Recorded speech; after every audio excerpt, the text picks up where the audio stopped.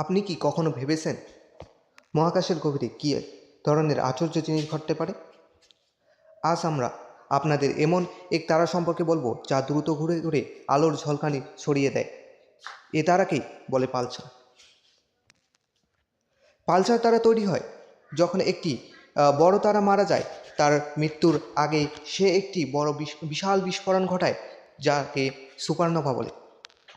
এই বিস্ফোরণের ফলে তারা অবশিষ্টাংশ অন্তত ঘন হয়ে যায় এবং একটি ছোট বলের মতো হয়ে পড়ে। এই বলটিকেই আমরা পালসার বলি। পালসার এত ঘন যে একটি চামচ পরিমাণ পালসারের ভর পৃথিবীর সমান হতে পারে। এই ঘন বলটি দ্রুত ঘুরতে শুরু করে এবং এর চারপাশে শক্তিশালী চৌম্বক ক্ষেত্র তৈরি করে।